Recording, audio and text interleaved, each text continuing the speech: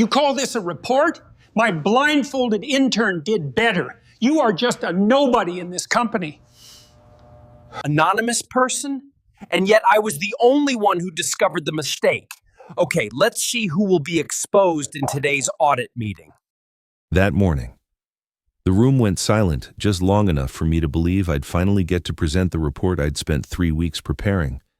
Then, Grant Kessler, our brand new CEO with a brand new ego, strode up, yanked the microphone out of my hand, and laughed as if he'd caught me stealing office supplies.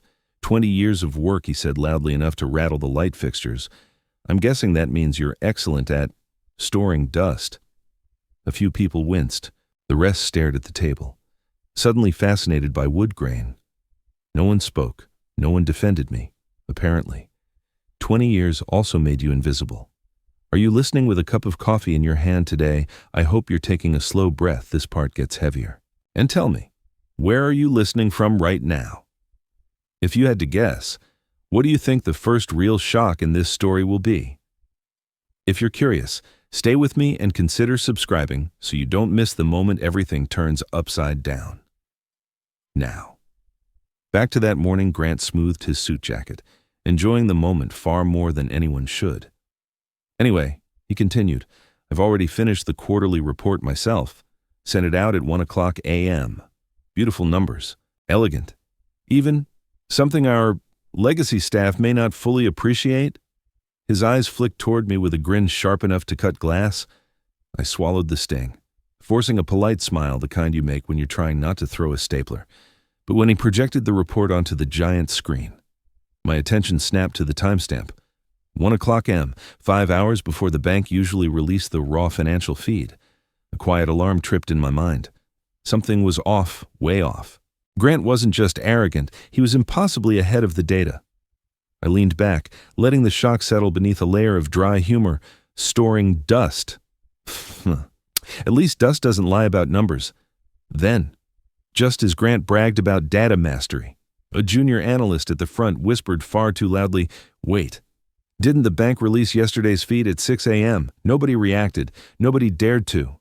But I heard it, and that's single. Careless slip cracked open a door Grant had no idea he'd built for me. I sat back at my desk with the kind of calm that isn't really calm, more like the thin layer of ice covering a deep, cold lake. Grant's jab still echoed in my head, but the timestamp on his report echoed louder. Something wasn't right, and after 20 years of dealing with executives who preferred confidence over accuracy, I'd learned exactly where to look when the numbers smelled wrong. So I opened the system log. It greeted me with its usual wall of time-stamped entries, quiet, objective, brutally honest, and there, nestled between 1:00 a.m. and 1:13 a.m., was the first crack in Grant Kessler's visionary leadership. He hadn't simply created the report and sent it off. He had revised it 9 times in 12 minutes, each edit only seconds apart. That wasn't analysis. That wasn't even estimation. That was someone throwing darts blindfolded and hoping to hit the bullseye. I exhaled slowly, letting the suspicion settle into something steadier, more deliberate. People lie. Logs don't. Scrolling down, I found the second crack. The compliance system had flagged the report as an anomaly metadata mismatch, feed timing inconsistent with historical release windows. A gentle nudge, a simple automated warning meant to protect the company. And yet, right beside that alert was a manual override. User G. Kessler. Action override and dismiss flag. I rubbed my eyes, half amused, half exhausted. Grant must have thought he was being efficient, sweeping away the red warning banner like it was lint on his jacket. But overriding compliance wasn't a flourish of genius. It was the corporate equivalent of silencing a fire alarm because you didn't like the sound. I began taking notes quietly, methodically, the way a man does when he's been underestimated for 2 decades too long. Each detail went into a private file, timestamps, revision counts, override logs, not because I wanted revenge, but because accuracy mattered, even when leadership didn't. As I documented everything, I felt that familiar blend of patience and irritation, the emotional cocktail you get after surviving 20 years of being talked over by bosses who believed enthusiasm could replace math. My fingers moved steadily across the keyboard, but a thin thread of dry humor ran beneath every observation. 12 minutes to perfect a quarterly report, impressive. Even my coffee machine needs longer to warm up. Then I saw it the mini twist that pulled everything into sharper focus. Before Grant began his string of frantic edits, he had opened another file. The log named it clearly Q3 Report Error Template Old XLXA. He hadn't just guessed the numbers. He'd started with last quarter's report. I leaned back again, letting the discovery settle like dust on a forgotten shelf. The first crack had widened, and suddenly, the polished confidence he flaunted that morning looked less like leadership and more like desperation wrapped in formatting. Do you see why this detail changes the whole story the next morning, with the office still quiet enough to hear the fluorescent lights buzzing? I pulled up Grant's masterpiece beside the actual financial feed. I wasn't expecting anything dramatic, maybe a few rounding errors, maybe a misplaced decimal, but the number staring back at me was not a mistake. It was a disaster wearing a tie. The report was off by $40.2 million, a gap so large it felt like the spreadsheet itself was trying to raise its hand and confess. I leaned closer, rereading the figures as if they might correct themselves out of embarrassment. They didn't. Grant hadn't simply guessed. He had guessed with the confidence of a man who thought formulas were optional and consequences were negotiable. The tension in my chest tightened just enough to feel like pressure, but not panic. More like the uncomfortable squeeze you get before you laugh at something you shouldn't, to find out where the numbers came from. I dug deeper into the version history, and there it was, the smoking gun with an Excel icon. Grant had opened a file labeled Q3 Report Template. Old moments before sending out the new report. He didn't even bother renaming it. He'd copied large portions straight from the previous quarter, sprinkled in a few hopeful edits, and slapped a timestamp on it like a man icing a cake he didn't bake. It was almost artistic, in a tragic way. I sat back and let out a short, humorless laugh. After 20 years of being called outdated, irrelevant, and most recently excellent at storing dust, this was the twist I didn't see coming. 20 years of being told I'm obsolete, and somehow this mistake feels impressively modern, with that bit of dark humor still hanging in the air. I returned to the report. Something else tugged at my attention, a subtle inconsistency in the saving history. The system showed two files created within minutes of each other, nearly identical names, nearly identical sizes, but containing different numbers. I opened the first one, then the second. Both had been edited by Grant, both had been saved as the final version, and both told a different financial story. One painted cautious growth, the other painted skyrocketing success. It wasn't sloppy work anymore, it was deliberate revision, a kind of corporate fiction writing. I felt a mix of tension and grim amusement settle into place. It wasn't just that he'd copied the wrong template. He'd tried to fabricate two different realities and hoped no one would look closely enough to notice. Unfortunately for him. Noticing was the one outdated skill I'd never lost. If you think you understand, the next paragraph will change your mind. I wasn't looking for another surprise that afternoon. All I wanted was a cup of lukewarm coffee and a quiet corner to process the $40 million circus I'd just uncovered. But fate or corporate incompetence had other plans. When I opened my inbox, there it was an email meant for the CEO's investor distribution list, accidentally forwarded to me by a jittery assistant who must have clicked too fast. Attached was a file labeled Investor Q4 Final. Curiosity didn't even have to fight me for control. I downloaded the document, opened it, and let the numbers wash over me within seconds. The cold amusement settled in. This report wasn't just different from the one Grant sent to the board, it was a different universe here. Revenue soared, expenses shrank, projections glowed like a neon sign promising miracles. I dragged the investor version beside the board version on my screen, and the contradiction was so blatant it almost felt personal. Two reports, two realities, two Grants. And neither of them lived in the same world as the actual data. I let out a slow breath, calm enough to worry anyone who truly knew me. After 20 years in this company, frustration came and went, but this cold, precise clarity was something rarer, something that arrived when arrogance finally tripped over math.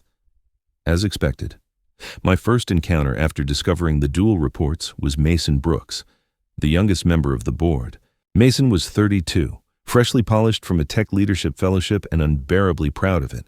He adored Grant, mimicked his jargon, and treated me like a history exhibit that hadn't been dusted. He spotted the two open files on my screen and frowned. What are you looking at? Thomas, I turned the monitor slightly toward him. 2 versions of the same quarter. One sent to the board, one sent to investors. He barely glanced before rolling his eyes with confidence that hadn't been earned. You're reading too much into this.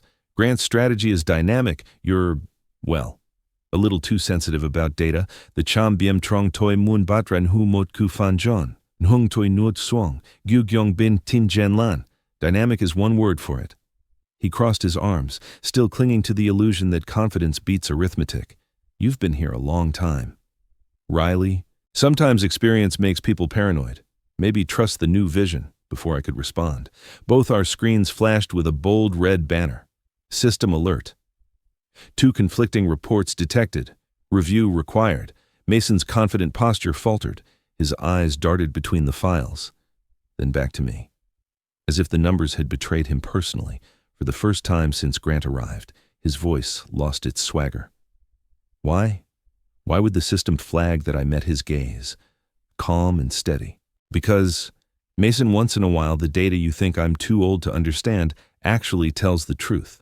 And the truth was starting to make even his most loyal supporter nervous. From here the story begins to change direction. The air in the audit room felt heavy enough to chew. 12 people sat around the long glass table, board members, auditors, analysts, yet somehow Grant managed to take up all the oxygen. He stood at the head of the room like a showman preparing for a grand reveal. Chin lifted, smile polished to corporate perfection. Ladies and gentlemen, he declared, clicking the remote with a flourish, these are the exceptional numbers I personally finalized. Our strongest quarter yet. The slide behind him glowed with artificially bright bar charts, the kind that looked optimistic enough to cure illness. I sat 3 seats down, hands folded, jaw tight, feeling the familiar mix of irritation and restraint settle in my chest every time I opened my mouth to clarify a detail. Grant sliced through my words like he had a pair of invisible scissors. Riley, let's not get stuck in legacy thinking, he said more than once, pretending to laugh while locking his eyes on the auditors. He was desperate to keep the narrative under his control. And honestly, watching him try so hard would have been funny if my career weren't being used as his footnote. But the auditors weren't here for theater. After his 15th interruption, the lead auditor, an older woman with the expression of someone who had seen every trick in the corporate playbook, leaned forward. Mr. Kessler, before we proceed, she said calmly, please project the system timestamp associated with this report. The room shifted, chairs creaked. Even Grant's smile paused at the edges. Still, he clicked open the file with a confidence that bordered on delusion. Then the timestamp appeared. 1 o'clock, the numbers glared across the screen like an accusation written in neon. The silence that followed wasn't normal silence, it was surgical, slicing straight through the room. One board member cleared his throat. Another stared so hard at the projection I worried the pixels might melt. Grant's face twitched, the first crack in his performance. He stammered, tugging at his collar. The system must have lagged. His voice pitched upward in a way that suggested he didn't believe himself any more than we did. And that's when one of the junior auditors, the quiet one in the corner who hadn't spoken all morning, finally raised his head. He adjusted his glasses, looked straight at Grant, and delivered the line that nearly made me choke on my own breath. Lag 5 hours, he said dryly. Sir, that isn't lag. That would be a technological miracle. A few people coughed into their hands to hide reactions. I kept my face still. But inside, a small, darkly amused spark flickered. The audit was no longer a meeting, it was an unraveling. And Grant, for the first time, looked genuinely afraid of what the next slide might reveal. The moment the auditors finished dissecting Grant's timestamp excuse, the room shifted its focus toward me. It wasn't warm or welcoming. It felt more like 12 flashlights turning toward a single point in the dark.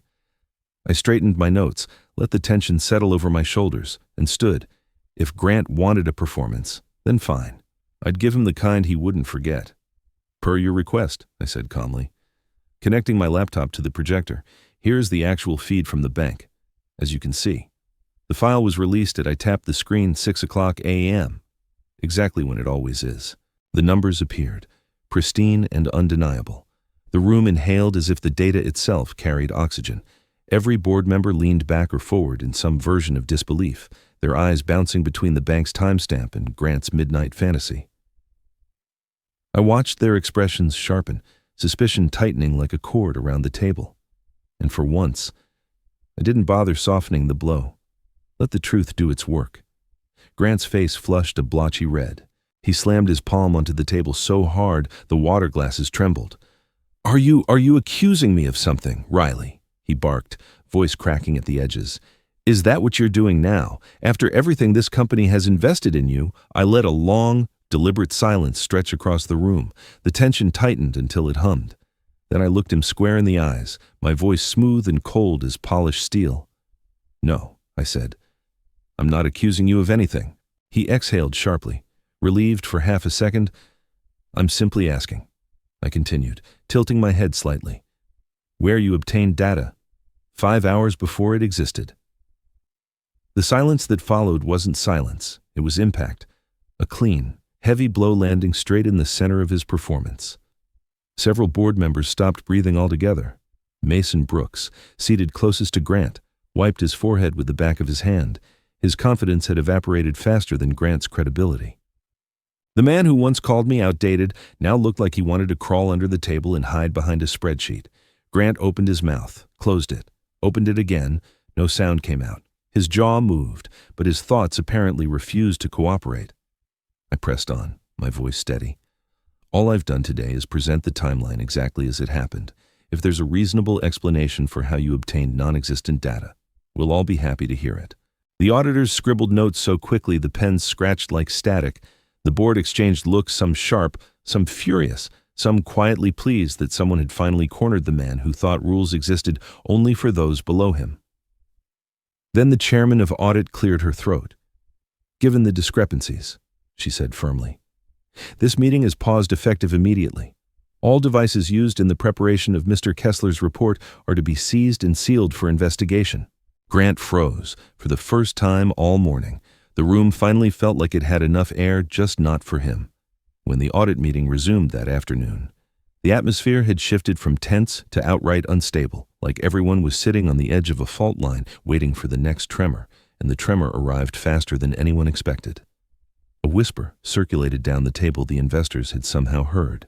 Someone had leaked the timestamp issue, and now the strategics wanted answers, before Grant could regain control. The board's liaison read aloud an email that had just come in. "The investor consortium requests the exact report Mr. Kessler sent them last week." Her voice carried that strained politeness people use when they're trying not to panic. Grant stiffened. "There's no need for that," he said too quickly. "They already have the finalized version. This is unnecessary redundancy." But the board ignored him. Within minutes, the file arrived. And just like that, his carefully maintained narrative split open. I watched as they placed the investor report beside the board report, two spreadsheets that were supposed to match. Instead, a $40.2 million gap glared up at the room like a flashing alarm. The reaction was immediate and chaotic. Papers rustled, chairs scraped, voices rose. I could practically feel the heat of their shock radiating across the table. Mason Brooks, seated diagonally from me, stared at the numbers as if they'd betrayed him personally. His jaw tightened, his earlier confidence dissolved into something far more human. Fear. Grant, cornered, lashed out. "He did this," he shouted, slamming his hand on the table. "Riley tampered with the files. He's been undermining me since day one. He wants this job. He wants to sabotage." I didn't even bother raising my voice. "Check the access logs." The lead auditor did exactly that. Pulling up the entries on the main screen, the timestamps unfolded line by line. Crisp and unforgiving. No access from my ID, no edits, no downloads, nothing. Just one user modifying those reports. "G. Kessler." A hush swept through the room. Mason's eyes flicked toward me. And for the first time since Grant arrived, he didn't look dismissive. He looked sick. The kind of sick that comes from realizing you've spent months defending a man who couldn't even defend his own math. I felt a sharp, cold thread of humor coil through me. Imagine that turns out data doesn't bend just because a CEO yells at it. Then the final blow landed. A board member's phone lit up, vibrating hard against the table. He glanced at the screen, went pale, and hit speaker. A stern voice filled the room, the lead investor himself. "If you don't deal with this immediately," he said, every word precise as a blade, "we will withdraw all capital by the end of the day." Silence followed. Deep and absolute. Chaos no longer simmered beneath the surface. It had broken through entirely. And Grant, for the first time, realized the storm he'd created was no longer something he could talk his way out of. Don't continue watching if you don't want to be caught up in what happens next. The next phase of the audit felt less like a meeting and more like a slow, methodical dismantling of a kingdom built on confidence alone. Once the investors threatened to pull their capital, the board ordered a deeper forensic review by mid-morning. The compliance team returned with expressions that said everything before their mouths opened. When they finally spoke, the room tightened around their words like a closing fist. Grant hadn't just manipulated one quarter, he had altered multiple reports across several quarters, each edit buried behind layers of overwritten files and overwritten warnings. The lead compliance officer placed a folder on the table with a quiet finality. "This is not a single error," she said. "This is systematic misrepresentation." Her tone carried the kind of authority that didn't need volume to be devastating. Grant's reaction snapped like a frayed cable. He shot to his feet, knocking over his water glass, eyes blazing with a fury too big for the room. "You're blaming me," he shouted, voice cracking. "After everything I've done, this company is drowning in outdated thinking. It's the fault of all these relics who refuse to evolve." He jabbed a shaking finger toward the board, toward compliance, and, of course, toward me. The board recoiled. Compliance froze. I remained seated, watching the outburst with a calm that would have alarmed a therapist. His rage washed over me like heat from a distant flame, loud, dramatic, but too predictable to burn. Eventually, I stood, smoothing my sleeves, letting the silence stretch just long enough to sting. "Grant," I said evenly, "you claim we're outdated. You claim we're holding back your vision." I gestured toward the projected evidence. "And yet you used old numbers to manufacture a new future. If anyone here is stuck in the past, it's the man copy-pasting his way through leadership." A few board members inhaled sharply. One auditor covered her mouth to hide what might have been a laugh. My words weren't loud, but they carried the weight of something sharp and precise, like a blade disguised as a polite correction. Grant shook his head wildly, unable to form a coherent response. His collapse wasn't dramatic in the operatic sense. It was dramatic in the way a bridge looks moments before it caves in, every beam giving way at once. The illusion of control dissolved right in front of us. And then, unexpectedly, a new voice broke through the chaos. "Grant," it was Mason Brooks. His face was pale, his confidence shaken. "You lied to the entire board." His voice wavered, then steadied. "And I defended you. I defended you because I thought Riley was being overly cautious. I thought experience made him slow." He swallowed hard and turned toward me. "I'm sorry. Riley."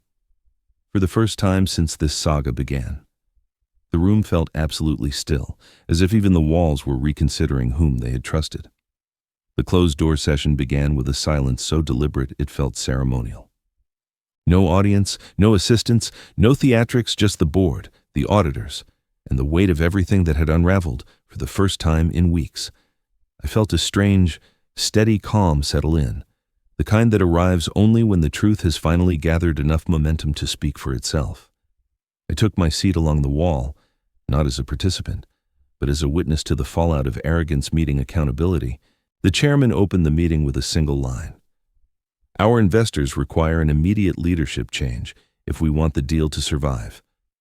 There was no debate, no defense, no attempt to soften the blow. The strategics had given the board an ultimatum, and the board knew exactly which direction survival pointed. Grant, red-faced and vibrating with indignation, lurched forward as if he still had the authority to interrupt, but the chairman raised a hand, and 2 security officers stepped inside. The message was quiet and absolute, one by one. Grant's privileges vanished. His login access was terminated. His devices were collected. His email was frozen mid-sentence. The man who strutted through the building like he owned every inch of it suddenly couldn't open his own laptop. Watching him lose those pieces of power felt less like revenge and more like gravity correcting something that had been suspended too long. Then came the vote. 10 members, 1 deciding ballot still uncast. And it belonged to Mason Brooks, the same young board member who once dismissed me as outdated, the same man who defended Grant like a visionary hero. Now he sat trembling, thumb pressed against the voting console, staring at the evidence again as if hoping the numbers might magically rearrange themselves. They didn't. With a slow exhale, Mason cast the final vote. The screen flashed, "Removal approved, effective immediately." Grant was finished. He stood, straightened his jacket, and walked toward the door with the stiff dignity of a man pretending he hadn't just lost everything. But when he reached my chair, he paused, his voice dropped to a venomous whisper. "You think you won because of a few tiny numbers?" I met his glare without blinking. "No," I said quietly. "I won because you forgot that numbers remember the truth better than people do." He swallowed hard, jaw twisting, and stepped away without another word. When the door shut behind him, the board allowed itself a collective breath relief, exhaustion, and a muted hint of embarrassment for ever having believed his performance. The chairman turned toward me then, expression measured but sincere. "Riley," she said, "we need stability. Someone who understands the system, someone we can trust until the dust settles." For a moment, I thought she meant another report or another analysis, but then she slid a document across the table. "Effective today. We'd like you to serve as Interim Director of Data Integrity." A quiet wave of clarity washed over me, not triumph, not pride, but the simple, even justice of a long overdue correction. The morning after the vote felt strangely familiar, almost nostalgic. As I walked down the hallway toward my old office, the building echoed with the same quiet hum it had carried for nearly 20 years. Same flickering lights, same scuffed floor tiles, same scent of burnt coffee drifting from the break room. For a moment, it almost felt like nothing had changed except, of course, everything had. I stepped inside my office and closed the door behind me, letting the silence wrap around me like an old coat. It was peaceful in a way I hadn't realized I'd been missing. I sat at my desk, opened my laptop, and pulled up the report Grant had cut me off from presenting my report. There in the bottom corner, exactly where I always placed it, was my name, small, neat, unassuming, a signature he never once bothered to acknowledge. I traced it with my eyes and felt a quiet sense of satisfaction settle in. Not pride in the numbers. Those were just numbers, but pride in the consistency of showing up, year after year. Even when leadership didn't, the emails started flooding in before noon. Dozens, then hundreds. Analysts, engineers, project managers, people from departments I'd barely interacted with writing to thank me for preventing what could have become a federal compliance disaster. One message read, "You saved our jobs," another said. "Thanks for protecting the company when no one else saw the warning signs." I leaned back in my chair, warmed by something I hadn't felt in a long time, recognition that didn't need applause. Then came a soft knock. Mason Brooks stepped inside. Closing the door gently behind him, he looked smaller somehow, humbled, like a student returning after failing a lesson he thought he'd mastered. "Riley," he began, rubbing the back of his neck, "I wanted to apologize. I misjudged you, badly. And thank you for everything." I nodded, offering a small smile. "Consider it a learning curve," I said lightly. "Numbers have a way of teaching us whether we want the lesson or not." His laugh was thin but genuine, and when he left, the weight between us felt settled. Later that afternoon, I caught a brief glimpse of Grant being escorted out of the building. No outburst and no speech, no last attempt at salvaging dignity, just a quiet walk to the elevator, shoulders down, eyes fixed on the floor. It was the most honest posture I'd ever seen him wear. As I packed up some old files, a final email came through, this one from the lead investor. Short, formal, unmistakably clear. "We would like to offer you the position of Chief Data Integrity Officer. Effective immediately. Compensation package attached." I exhaled slowly, a soft, amused smile tugging at my mouth. After 20 years, the numbers had finally spoken loudly enough, and this time, everyone listened. After everything that happened, I learned one lesson I'll never forget: the truth doesn't rush, but it never loses. Numbers, integrity, patience, they all add up eventually. Are you satisfied with how this story ended, and where are you listening from today? If this journey meant something to you, feel free to share your thoughts in the comments, tap like, pass the story along, and subscribe so you don't miss the next chapter. Thank you for staying until the end. See you in the next stories, where justice always has its own voice.